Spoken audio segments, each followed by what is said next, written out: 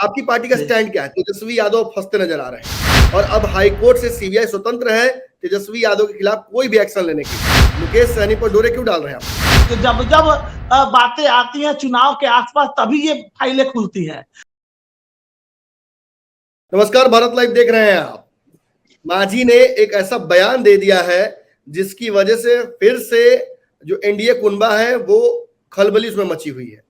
दरअसल कुछ दिनों पहले ही ये कयास लगाए जा रहे थे कि वीआईपी पार्टी जो है वो मुकेश सहनी के साथ साथ एनडीए को समर्थन कर सकती है। ऐसा बयान मुकेश सहनी की तरफ से भी आया था जिससे लग रहा था कि मुकेश सहनी एनडीए की ओर रुख कर सकते हैं, लेकिन मांझी जी ने फिर से गेम पलट दिया। उन्होंने ये कह दिया कि मांझी जिस तरीके से अपने कार्यकाल में काम किए उसी तरीके से अच्छा काम मुकेश सहनी कर रहे थे। मुकेश सहनी को छोटा समय मिला जिसमें काम करने के लिए बिहार की जनता के लिए, उन्होंने अच्छा काम किया। ऐसे में कहीं ना कहीं ये कयास लगाए जा रहे हैं कि जो रास्ता नहीं मिल रहा था मुकेश सहनी को महागठबंधन में आने का, हालांकि उपचुनाव में उन्होंने समर्थन किया था महागठबंधन के प्रत्याशियों को, लेकिन जो कुढ़नी चुनाव है उसमें प्रत्याशी उतारने के बाद ये स्पष्ट हो गया कि वो दोनों गठबंधनों में से किसी में नहीं है। अब कौन रोक रहा है मुकेश सहनी की एंट्री महागठबंधन में ये तो नहीं पता, लेकिन इतना जरूर स्पष्ट हो गया कि मांझी जी चाहते हैं कि मुकेश सहनी इस गठबंधन की तरफ आ जाए। हमारे साथ रंजन सिंह जी हैं जो कि हम सेकुलर के शिक्षा प्रकोष्ठ के राष्ट्रीय अध्यक्ष हैं, शिक्षाविद हैं। लगातार आप हमारे चैनल पर इनको बातचीत करते हुए देखते हैं। इस मुद्दे पर सीधा इन्हीं से जान लेते हैं कि क्या मांझी जी को टास्क मिल गया है क्या कि वो महागठबंधन के कुनबे को बढ़ाएं, भाजपा में जाने से लोगों को रोकें? मुकेश सहनी पर डोरे क्यों डाल रहे हैं आप लोग? देखिए, डोरे डालने की बात नहीं है, बात यह है, देखिए आप शुरू से हम बोलते आए हैं कि मांझी जी बड़ा ही अपनी बातों को, चाहे वो कहीं भी रहे, अपनी बातों को बड़ी सरलता से और बड़ी गंभीरता से रखने का प्रयास करते हैं। उन्होंने गलत क्या बोला, उनके बयान को अगर आप गौर करके देखें तो उन्होंने ये बोला कि एक मछली पकड़ने वाले का बेटा इतना मेहनत करके आगे बढ़ के आया और अपने आप को एक जगह पे स्थापित करता है राजनीति में, तो ये बहुत बड़ी चीज है। तो यही उन्होंने कहा कि हर आदमी जो है, जो भी आदमी, और ये तो हर व्यक्ति का दायित्व तो बनता है कि अगर कोई व्यक्ति अपने पैरों पे अपने से मेहनत करके अगर आगे आता है तो उसकी तो बड़ाई होनी ही चाहिए। तो बस एक बात के दरम्यान मांझी जी ने ये बोला कि भाई मुकेश सहनी जी ने अच्छा काम किया है और अच्छे काम अगर कोई भी व्यक्ति करे तो उसको प्रोत्साहित करना चाहिए। लेकिन आप तो ये तंत्र है, जानते हैं, राजनीति है, यहाँ तो उलट फेर चलता रहता है। तो उनके साथ कुछ गड़बड़ियां हुई, लेकिन फिर भी उन्होंने वो टिके रहे और अपना काम अच्छे से राजनीति में अभी भी अपने आप को प्रखरता से रख रहे हैं। तो इसी कड़ी में उन्होंने बोला कि मैं उनका समर्थन करता हूं और उनकी इस दृढ़ संकल्पित राजनीतिक यात्रा में हम उनका समर्थन करते हैं। तो ये तो बस एक राजनीतिक रूप से आप कह सकते हैं कि एक दूसरे को ढाढ़स बढ़ाने वाली बात हो गई है। चलिए, एमएलसी चुनाव में 5 सीटों पर महागठबंधन ने प्रत्याशी उतारे। सीपीआई को 1 सीट मिली, राजद को 1 सीट मिली, बाकी सीटों पर जदयू लड़ रही है। आपके चर्चा तक नहीं हुई, बार बार कोऑर्डिनेशन कमेटी की मांग आप कर रहे हैं। खबर यह भी आई है, हालांकि आपने स्पष्ट नहीं बोला, लेकिन खबर आ रही है कि आप लोग नाराज हैं क्योंकि बात एमएलसी वाले पर आपसे नहीं की गई है। आपकी डिमांड नहीं थी, लेकिन कम से कम बातचीत तो करनी चाहिए थी, ऐसा आपकी पार्टी की तरफ से रुझान आ रहा है। क्या कहना है इस पर? नहीं, ऐसा कुछ नहीं है। जो भी बयान, इसकी जानकारी मुझे तो नहीं है, लेकिन जहां तक मैं जानता हूं कि आप और जो एक राजनीतिज्ञ है, जो जानकार है राजनीति के, थोड़ी बहुत भी जानकारी अगर रखते हैं तो उनको ये पता होना चाहिए कि ये जो सीट जिसपे ऑलरेडी जो अभी चुनाव होने वाले हैं विधान परिषद के, उसमें एमएलसी के चुनाव जो होने वाले हैं उसमें ऑलरेडी ज्यादातर जो हमारे महागठबंधन के ही जीते हुए उम्मीदवार हैं। आप जो सीपीआई की सीट की बात कर रहे हैं वो ऑलरेडी उनका जीता हुआ सीट है। जो आप महागठबंधन की बात करते हैं वो उनका जीता हुआ सीट है। जदयू का जो भी सीट है वो उनके प्रत्याशी ऑलरेडी वहां उतरते रहे हैं। हमारा प्रत्याशी अभी तक उतरता नहीं रहा है उसमें, तो हम लोग इस पे ज्यादा अभी छींटाकशी नहीं कर रहे हैं। रही बात पूछने की, तो कुछ बातें जो होती है वो जो अपर लेवल की बातें होती हैं, जो उच्च पदाधिकारियों के बीच में होती है, जिनकी जानकारी खास करके कभी कभी हम लोग के पास भी नहीं होती। तो उस जी बात पे अब ये, लेकिन हाँ, जो जानकारियां हमें हमारे पास आई, वो जानकारियां यही आई कि हमारे जो जो पार्टी है, हमारी पार्टी इसमें एमएलसी के लिए कोई दावा नहीं कर रही है, क्योंकि ये ऑलरेडी हमारे ही कोऑर्डिनेशन खेमे में कमेटी की मांग तो कर रहे हैं ना, कोऑर्डिनेशन देखिए, कमेटी की मांग तो आप कोऑर्डिनेशन कर रहे हैं। कमेटी हम देखिए, हम तो अपनी बात यही तो हम पार्टी का की खूबसूरती है और हमारे माननीय जीतन राम मांझी जी की खूबसूरती है कि अपनी जी बात को बड़ी दृढ़ता से रखने का काम करते हैं। तो अगर हम अपनी बात को रखेंगे, बातों को रख रहे हैं, उनको वो जो अब करना, क्योंकि 7-8 पार्टी का एक दूसरे के साथ कॉम्बिनेशन है, तो कोई जी जरूरी नहीं कि आपकी सारी बातें जो है आपने बोली और वो धरातल पे आ जाए। ये तो बहुत कुछ प्रचार करने चीजें आप जा ऐसी। रहे हैं, आप जी, महागठबंधन के पक्ष में वोट मांगिएगा 5 सीटों पे। जरूर जरूर जरूर मांगेंगे, महागठबंधन के पक्ष में तो वोट जरूर मांगेंगे हम लोग, और हम आशा करते हैं कि हमारे जितने भी पदाधिकारी हैं वो इसमें अपनी भागीदारी उसमें साबित करते हुए अपने ईडी सारे सीबीआई एमएलसी का जो छापा पड़ा है, ईडी जी सीबीआई का लगातार छापा पड़ रहा है। उस दौरान आप भी दिल्ली में थे, आप भी जी जी संदिग्ध की सूची में आते हैं कहीं ना कहीं। उस वक्त आप दिल्ली में मौजूद थे। मजाक से इतर मैं स्पष्ट पूछ लेता हूँ कि आपकी पार्टी का जी। स्टैंड क्या है? तेजस्वी यादव फंसते नजर आ रहे हैं, सीबीआई के 3 देखिए सम्मन के बाद भी वो नहीं पहुंचे, देखिए एक बात, हाईकोर्ट में एक मामला पहुंचा और अब हाईकोर्ट से सीबीआई स्वतंत्र है तेजस्वी यादव के खिलाफ कोई भी एक्शन लेने के लिए। क्या कहना चाहिएगा? एक बात समझने की आवश्यकता है कि जब जब वोट राजनीतिक ध्रुवीकरण के लिए अगर आप सरकारी तंत्र का यूज, आप तो ये समझ रहे हैं कि वो तंत्रें, जितनी भी तंत्रें हैं वो किनके इशारे पे काम करती है, ये तो आप भी समझ रहे हैं, हम भी समझ रहे हैं, और हमारे भारत का एक एक नागरिक इस बात को समझने में समझ रहा है कि आखिर ये तंत्रें किनके कहने पे चलती हैं। तो इस ये कुछ वैसे जगहों पे जिस समय जब भी चुनाव का समय आए और उसके आसपास जब पहुंचते हैं, तो इन सरकारी तंत्रों का दुरुपयोग करना ये कहीं ना कहीं दुर्भाग्यपूर्ण है।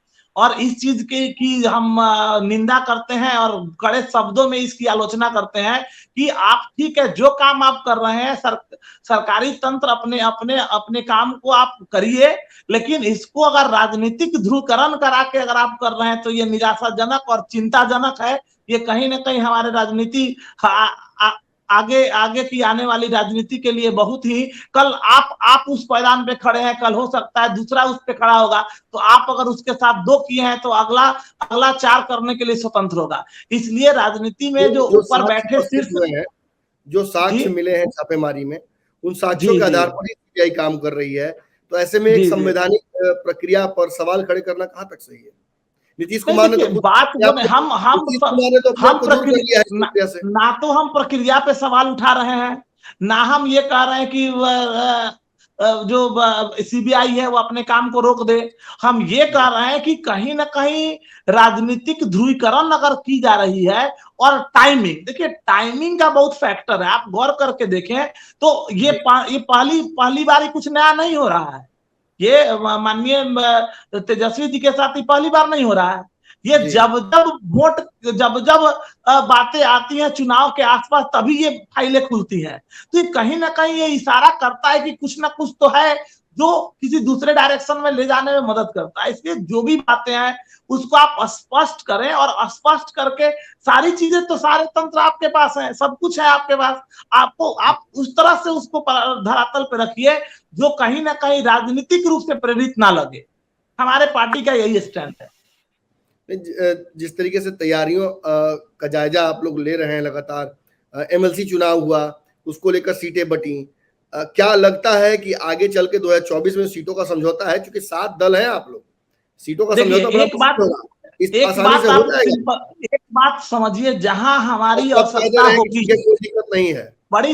बड़ी जिम्मेवारी से हम अपनी बात रख रहे हैं, जहां भी हमारे पार्टी की जितनी आवश्यकता होगी, हम फालतू चीजों में विश्वास नहीं रखते, नगारा पीटने में विश्वास नहीं रखते। जी हमको जितना रिक्वायरमेंट है, हम अपनी स्थिति, अपने पार्टी का जो जनाधार है उससे हम पूरी तरह से वाकिफ हैं, और जी हमको कितना चाहिए क्या चाहिए वो मुझे पता है। तो जब भी हमको जो आवश्यकता होगी हम डंके के चोट से मांगेंगे, और मुझे पूर्ण विश्वास है कि महागठबंधन इस बात को सुनेगा और जो भी सीट हमारे द्वारा मांगा जाएगा उस सीट को पूरा किया जाएगा। जैसा कि आपने नीतीश कुमार को सुनते हुए आपने भरी सभा में सुना जी होगा, जी जो मांझी जी को क्लियरली बोला था कि मांझी जी आप निश्चिंत रहिए, हम आपके हर मांग को पूरा करने का प्रयास करेंगे। तो हमारे महागठबंधन के सर्वे सर्वा माननीय नीतीश कुमार जी है, और क्योंकि उन्होंने इस बात की पूर्ति कर दी है, उन्होंने बोल रखा है, तो हमारा विश्वास, हमारी आस्था हमेशा माननीय नीतीश कुमार जी के साथ रही है और हमेशा रहेगी। हम आशा करते हैं कि हर चीज में हर हर जहां भी चुनाव में जहां भी हमारी भागीदारी हम चाहेंगे, जितनी चाहेंगे उतनी हमें जरूर मिलेगी। आप एक शिक्षाविद हैं, ये सवाल इसलिए अंतिम सवाल आपसे मैं पूछ रहा हूँ। सदन में कल की प्रक्रिया में कल जब चंद्रशेखर जो शिक्षा मंत्री हैं उन्होंने शिक्षा बजट पेश करने की तैयारी की, तो रामचरितमानस पर कुछ ज्यादा ही वो फिर से विवाद क्रिएट करने लगे, जिस दौरान जदयू उन पर काफी हमलावर हुई। नीरज कुमार ने जहां उन्हें कहा कि आपको शिक्षा पर ध्यान देना चाहिए, आप शिक्षा को लेकर काफी असंवेदनशील नजर आ रहे हैं और धार्मिक भावनाएं हाथ करने में नजर आ रहे हैं। बाहर निकलने के बाद जदयू के जो विधायक हैं संजीव सिंह, उन्होंने कहा कि मानसिक दिवालिया हो गए हैं, ये इनको इलाज कराने की आवश्यकता है। इस मुद्दे पर आपकी पार्टी का स्टैंड क्या है?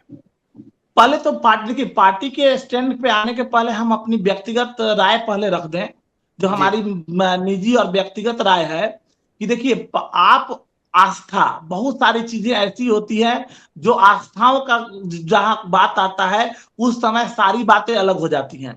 तो इस बात के लिए तो मैं भी पर्सनली उस लेवल पे जाए तो माननीय नीरज कुमार जी का और संजय सिंह जी का की बातों से कहीं ना कहीं हम भी उनके बातों से मतलब समर्थित नजर आते हैं कि आप राजनीति कर रहे हैं, आप एक जिम्मेदार व्यक्ति हैं, और आप जहां पे बैठ रहे हैं सदन में, सदन की मर्यादा को देखते हुए आप हिंदू राष्ट्र में है। ये तो आप समझिए कि यहाँ ज्यादा अगर आप या कहीं पे भी हिंदू राष्ट्र में है या मान के चलिए हमारे मुसलमान भाई हैं या सिख भाई हैं, जो भी हैं, उनके धर्म ग्रंथों के साथ अगर आप छेड़छाड़ करते हैं तो ये कहीं ना ये क्लियर गंदी राजनीति की प्रेरणा यहाँ से मिलती है। तो हम इसका घोर विरोध करते हैं। आपको भी लगता है कि शिक्षा को लेकर चंद्रशेखर जी का ध्यान कम है? रही बात रही बात हमारे पार्टी की, तो पार्टी भी हमारी जो है इन बातों पे, जहां पे रामचरितमानस पे हमारा जो पवित्र ग्रंथ है, जो हिंदुओं का पवित्र ग्रंथ रहा है, हम भी हिंदू हैं, हमारी पार्टी के सभी लोग हिंदू हैं। देखिए, विचारों की लड़ाई हो सकती है, लेकिन विचारों की लड़ाई हो सकती है, विचारधाराओं की लड़ाई हो सकती है, लेकिन बात जब हमारे धर्म ग्रंथों की आएगी तो वहां पे हम किसी का समर्थन करने वाले नहीं है। हमारे धर्म ग्रंथ में लिखे हुए कुछ चीज जो हमारी आस्था का केंद्र है, उनको छेड़ने की क्षमता किसी में नहीं होनी चाहिए, इसकी हम घोर निंदा करते हैं। रही बात माननीय चंद्रशेखर जी को, हमारे तरफ से, हमारे पार्टी की तरफ से सजेशन यही रहेगा कि क्योंकि वो एक जिम्मेदार व्यक्ति हैं और एक जिम्मेदार पद पे हैं, तो उनको अभी शिक्षा में बिहार की शिक्षा प्रणाली इतनी बुरी तरह से ध्वस्त है, उसको सही करने की आवश्यकता है। एज ए शिक्षाविद हैं, हम बच्चों की प्रॉब्लम्स को सुनते आते हैं, देखते हैं, उनके दर्द को समझते हैं।